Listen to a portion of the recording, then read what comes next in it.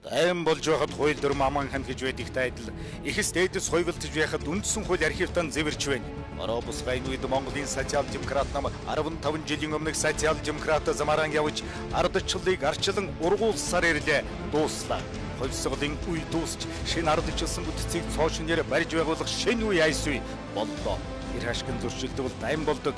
Эвлэж зөвшөлцгөрөө том нь багийнхан залгидаг аалцны үлгэр дуусна. Монголын социал-демократ нам бид ард түмнийг дан ихэллээ галаа зогсоолоо боллоо тайвшир цаг сэгсэрдэггүй манайх танаах гэж ангилдэггүй том жижиг гэж ялгадаггүй ардчилсан үзэл тээгч бөгөөд Монголын хатуу ширэм хөрсөн дээр чаддан яддан ургаж байгаа ардчлалын үнэт зүйлсийг арчлан тордохоор ирсэн улс төрчид бид улсын хурлын 76 хар тон дотор өнгөт үг болно. Монголын социал-демократ нам. Сайн байцгаана уу хүндэт үзэгчдээ. Монголын социал-демократ намаас улсын хурлын сонгуульд нэр дэвшиж байгаа нэр дэвшигчдээ би та бүхэн танилцуулъя. Миний зүүн гартал сууж байгаа улсын хурлын нийгмийн бодлогын байнгын хорооны дарга байсан хэл шинжилгээний доктор, иргэний боловсролын төвийн захирал Наран Гэрэл, мөн шинжлэх ухааны гавьяа зүтгэлтэн физик математикийн ухааны доктор, гэгэрлийн сайд асан лавгч ухаанаар манай өнөөдрийн нэвтрүүлэгт оролцож байна. За манай намын асуудлын одоо цөмд бол боловсролын асуудал байдаг. Энэ талаар манай нэр дэвшигчид өөрсдийн санал бодлоо ярина. За ер нь боловсралтай иргэнээс улсын хөгжил эхэлтэй, чанартай боловсралгүйгээр одоо улс орны хөгжлийн тухай бол яриа байшгүй. Боловсролын тогтолцооны одоо хамгийн шийдвэрштэй чухал асуудлын нэг нь бол үндсэндээ оюуны хөдөлмөрийн үнэлэмжийг дээшлүүлэх явдал юм. Өөрөөр хэлэх юм бол одоо авч байгаа цалин мангийн одоо багш нарын дундад цалингийн худалдан авах чадвар бол $700-аас $1000 байхаар одоо төсвийн болон мөнгөний татварын бодлогот бол өөрчлөлт хийх ёстой.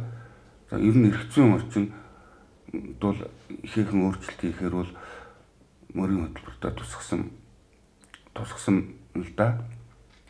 За ингээд боловсролын тогтолцоо маань бол олон иж бүрдлүүдээс тогтно. За хамгийн чухал зүйл бол үндсэндээ иргэний боловсрол байдаг. Ер нь сонгуул бол улс төрийн сургууль ардчлалын одоо боловсрол байдаг учраас бид бол иргэний боловсролын талаар эхэлж хүн зүйтэй байх гэж бодож байна. Тэгэхээр өнөөдөр бол манай улсад бидний үзэж байгаагаар бол хамгийн хоцрогдоод байгаа юм бол одоо манай иргэдийн хүмүүсийн маань сэтгэлгээ нэг хоцрогдол байгаа юм. Тулгамдж байгаа гол асуудлуудын нэг нь. Тэгэхээр нэг хэсэг хүмүүс нь одоо миний насны ч гэдэг юм те бидний үеийн хүмүүс бол те ихэнх насаа социализмын үед өнгөрөөсөн нэг хэв маягаар ингээм амьдэрсэн. Энэ хүмүүс өнөөдөр тэр хуучин хэв маягаа шинэ үедээ баг уламжлалаас гадна ингээд тулгаж тийм маягаар тэр загвараасаа гарахгүй ингээд байгааг бид нар өөрчлөх шаардлагатай байхгүй. Тэхийн тулд бага наснаас цэцэрлэгийн наснаас ахуулаад дүрм журм биднэрт ямар хэрэгтэй юм. Энэ нийгэм дотор бид нар амьдрахад бусдтайгаа яаж харьцах ёстой юм те. Хүүхэд бол бүгдээрээ тэгш хэрэгтэй байх ёстой, шударга байх ёстой гэдгийг бол энгийн зүйл дээрээс бол одоо ингээд амьдралын жишээн дээр хүүхдүүдэд ингээд зааж өгдөг тийм одоо тогтолцоороо бид нар заавал орох хэрэгтэй байна. Түүнээс гадна ер нь одоо боловсрол, эрүүл мэнд, соёл шинжлэх ухааны одоо энэ нийгмийн секторт их одоо үндсэн өөрчлөлтүүд бид түрүүн ярьлаа. Ер нь бол оюуны хөдөлмөрийн үнэлэмжийг дээшлүүлэх явдал бол одоо чухал. Тэгэхээр одоо ихэнх одоо намуудын мөрийн хөтөлбөрийг ингээ үзэхэд бол цалингэл нэмэх юм яриад байгаа. Худалдан авах чадварыг бол сайжруулах ёстой. За ингээхийн тулд бол сургуулиудын бие даасан байдал их чухал. Өөрөөр хэлэх юм бол энд бүрэн хамралтай чанарын менежментийг бүх сургууль, шинжлэх ухаан, соёл урлагийн байгууллага, эрүүл мэндийн байгууллагад бол нэвтрүүл. Үндсэндээ бол энэ тогтолцооны том өөрчлөлт хийх цаг үе бол одоо ирсэн байна гэдгийг одоо нийгмийн хөгжлийн одоо захиалга шаардж байгаа учраас бол Монголын социал-демократ нам бол мөрийн хөтөлбөртөө нийгмийн секторын хөгжлийн асуудал дээр бол ихээхэн анхаарч яаж хөгжүүлэх вэ арга механизмыг бол тусгасан. Монголын социал-демократ нам бид хар тоон доторх өнгөт үг болно. Монголын социал-демократ нам. Манай намын мөрийн хөтөлбөр бол хяналттай төр тэгш болцоо гэсэн урайтай байгаа. Хамгийн гол нь төрөө хянч чаддаг. Тэгш болцоог эдэлж чаддаг тэр иргэнийг хүмүүжүүлэх тийм ээ. Тэр иргэнийг багаас нь бэлдэх. Засгийн эрх мэдэл бол Монгол улсад ард түмний мэдэлтэй байдаг. Энэ засгийн эрхээ одоо бас хэрэгжүүлж чаддаг тийм иргэнийг бэлдэх хэрэгтэй байна. Хамгийн гол нь бодлого боловсруулах шийдвэр гаргах төвшөнд манай шинжлэх ухаан, боловсрол, эрүүл мэнд, соёл урлагийн салбарын ажилтнуудаас бол бас оруулах хэрэгтэй. Гол одоо оюунлаг цөмөө тийш нь оруулахгүйгээр бодлого боловсруулагч нарыг одоо хөрөнгөлөг, мөнгөлөг, компани захирал, корпорацийн эзэд гэдгээр ингэж бүрдүүлээд байх юм бол энэ нийгмийн чухал гол асуудлуудыг шийдэхэд бол хүндрэлтэй болно гэж манай нам үзэж байгаа. Энэ тэгш болцоо гэдэг дээр бол миний одоо зүгээр хувийн саналаар хэлэхэд энэ сурагчдын мэдлэгийг дүгнэх энэ систем хуучны 1-5 хүртэл одоо дүн тавьдаг байсан шүү дээ. Тэрийг зүгээр үсгэлэд тавьсан болохоос биш үндсэн өөрчлөлт гараагүй юм шиг санагдаж байгаа. Тодорхой одоо 8-9 дугаар анги хүртэл нь үнэлгээ тавьдаггүй байх. Тэр зарчмыг хэрэг нэвтрүүлэх юм бол сурагчдад дотроо бүр багаасаа юм нэг ялгарл үүсэхгүй тийм ээ. Зарим нэг нөгөө би ерөөсөө сурдаггүй хүн би нэг ийм үдил авдаг хөөхт гэж өөрийгөө боддог. Зарим нь бол би дандаа явдаг гэж ийм ялгуурлыг бүр багаас нь оюун ухаанд нь оруулаад тавьчих нь бол бас хүний заасны хөгжилд бол хортой нөлөөтэй юм болов уу гэж бид нар бол бодож байна. Энэ нь бас тэгээд иргэдэд ялгуурлах, гадуурхах тийм ээ. Тийм байдлыг үүсгэж байгаа. Жишээлбэл одоо сууд эрдэмтэн Эйнштейн гэхэд бол 3 суртал хүүхэд байсан. Гэтэл тэр хүн ямар том онолуудыг баталж гаргаж ирсэн билээ. Тэрэн шиг манай одоо ди аваад явж байгаа хүүхдүүд дотор бол ямар авиаслаг чадварлаг иргэд маань зөвхөн энэ үнэлгээний системийн энэ дутагдлаас болоод өөрсдөө дараад тийм ээ авиас мэдлэгээ хөгжүүлж чадахгүй байна. Бас тэр асуудлууд бас байж болох байгаа. Монголын социал-демократ нам бид хар тоон доторх өнгөт үг болно. Монголын социал-демократ нам. Тэгш бололцооны тухай те боловсролын энэ хувьд одоо тэгш боломжгүй биш. Боломж гэдэг бол боломж байлаа одоо хүртэн байна уу өөрөө мэдгч хайж болохгүй асуудал. Тэгш бололцоо бол их өөр асуудал юм. За энэ дээр бол би ганцхан жишээ хэлье цагийг ашиглаад. Дээд боловсролын тогтолцоонд ямар одоо тэгш бололцоо алдагдж байна уу гэдгийг би жишээгээр хэлье л да. Ихтэй сургуульд сурч байгаа оюутнууд бол стипенд олгохоор болсон. За стипенд олгож байгаа нь бол сайн хэрэг. Гэхдээ тэнд бол ялгууртай олох ёстой. Жишээлх юм бол дээд сургуульд ямар айлын хүүхдүүд ихэнх нь байдгүй хүүхдээ зэрэг одоо дарга нарын хүүхдүүд, компани, энэ баяцуулын хүүхдүүд, боломжтой айлын хүүхд зөөхөн байдаг. Гэтэл бүгдд нь адилхан 70,000 төгрөгийн стипенд өгч байгаа бол энэ тэгш бололцоо олгож байна уу? Энэ бол үгүй. Өөрөөр хэлэх юм бол энэ үед таньдсан баян ядуугийн ялгарлыг бий болгоход чиглэсэн бодлого. Тийм учраас стипендийг бол олох ёстой, санхүүжилтийн олон их үүсвэртэй болох ёстой. Стипендийг бол ялгууртай. Ингэж үл сая бол өнөө тэгш бололцоо бол хангагдаж одоо Монгол улсын иргэдүүд бүгдээрээ одоо чанартай боловсралтай болж одоо арчилсан нийгмийг одоо хүмүүнлэг арчилсан нийгэм байгуулах үндсэн үндэс болох ёстой л доо.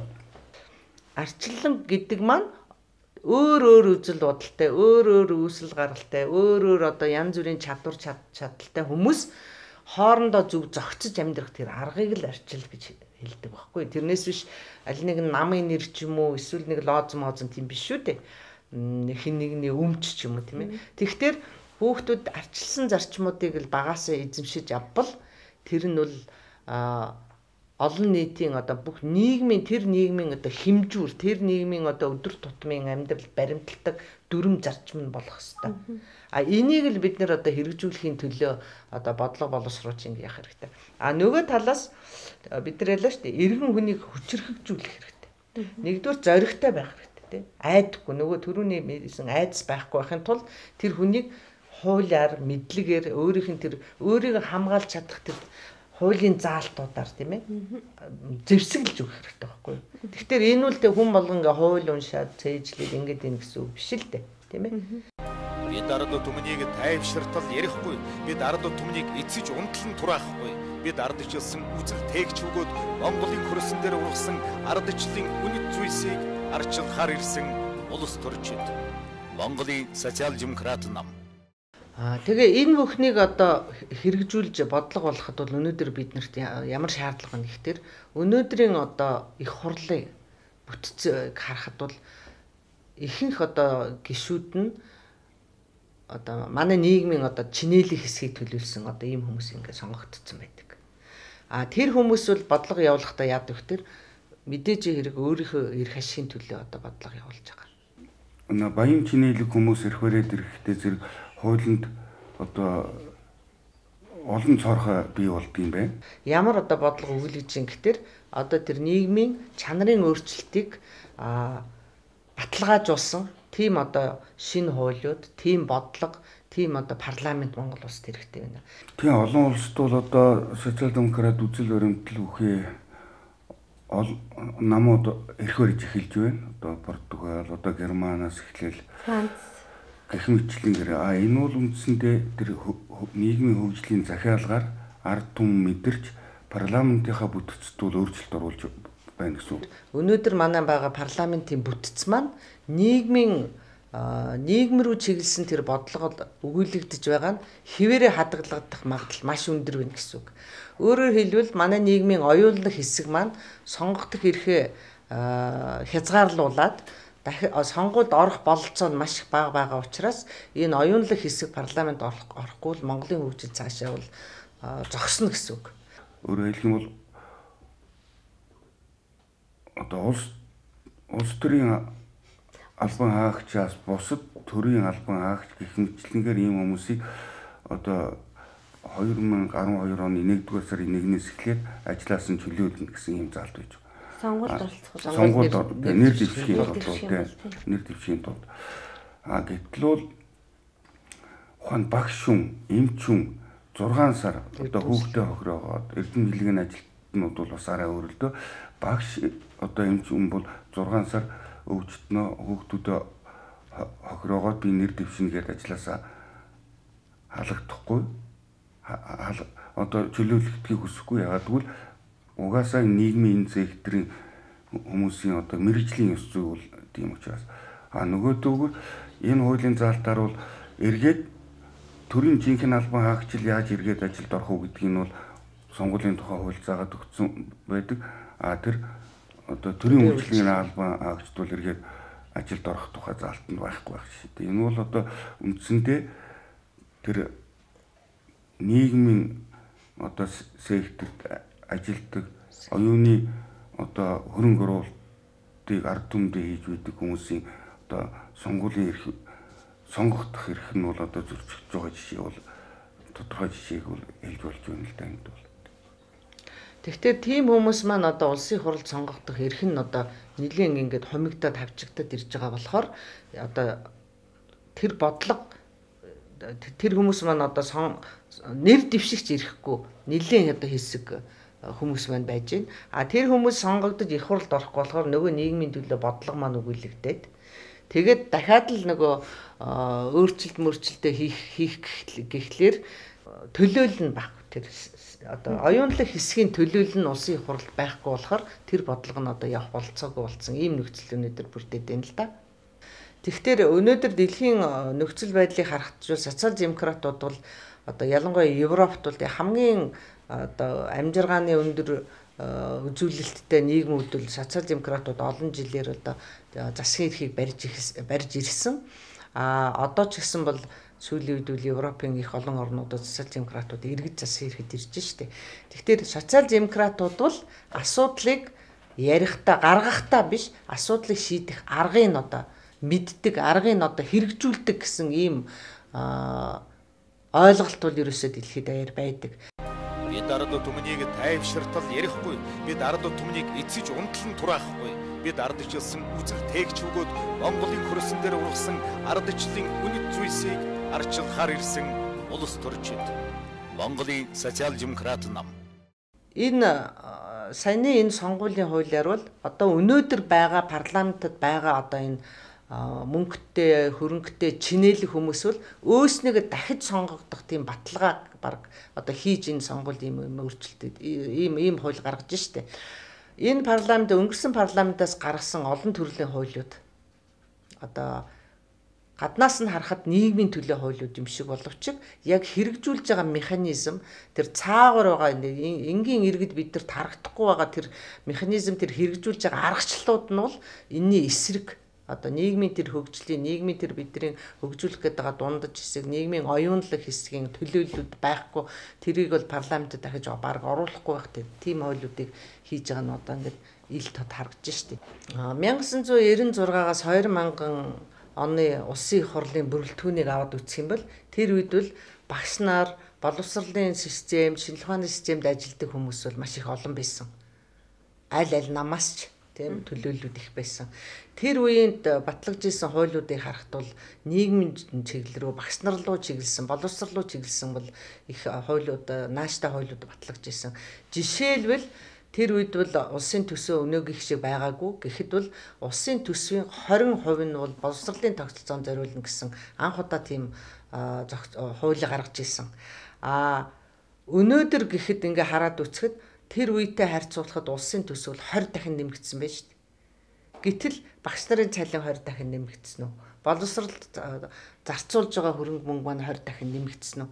Гэтэл өнөөдөр баримталж байгаа энэ сая батлагдсан сонгуулийн хуулиар бол манай багш, эмч нар бол сонгогдох, сонгууд нэр дэвших ямар ч болцоогүй.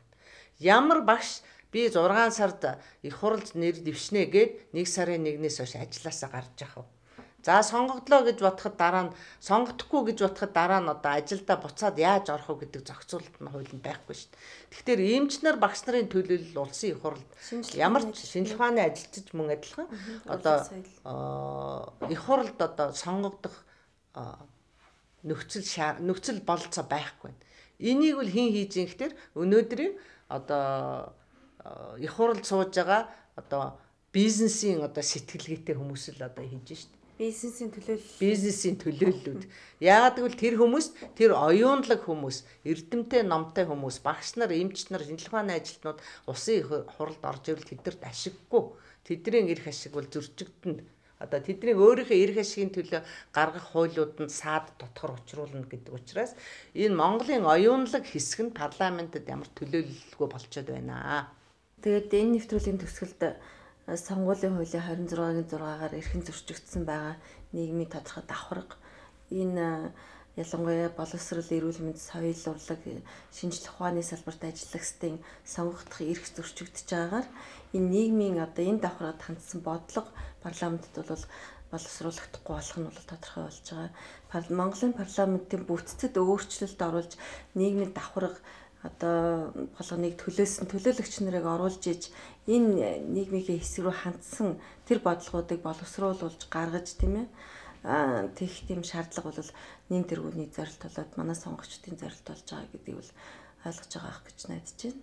Тэгээд өнөөдрийн нэвтрүүлэгт оролцсон та хоёртаа маш их баярлалаа. Анхаарал тавьсан та бүхэнд баярлалаа. Тайван болж байхад хууль дүрм аман ханд гэж байдагтай адил ихс дээдэс хувилдж байхад үндсэн хууль архивтан зэвэрч байна. Ороо бус гайн үед Монголын социал-демократ нам 15 жилийн өмнөх социал-демократ замааран явж ардчлалыг арчлан ургуулсаар ирлээ дууслаа. Хөлсгөлийн үе дуусч шинэ ардчлсан бүтцийг цоошнээр барьж байгуулах шинэ үе айс үе боллоо. Ир хашгин зөрчилдөг бол дайм болдог. Эвлэж зөвшөлцгөрөө том нь багыхан залгидаг аалзны үлгэр дуусна. Монголын социал-демократ нам бид ард түмнийг дан эхэллээ. Галаа зогсоолоо, боллоо, тайвшир цаг сэгсэрдэггүй. Манайх танаах гэж ангилдаггүй. Том жижиг гэж ялгадаггүй. Ардчлсан үзэл тээгч бөгөөд Монголын хатуу ширэм хөрсөн дээр чаддан яддан ургаж байгаа ардчлалын үнэт зүйлсийг арчлан торд хор ирсэн улс төрчид. Бид улсын хурлын 76 хар тон дотор өнгөт үг болно. Монголын социал-демократ нам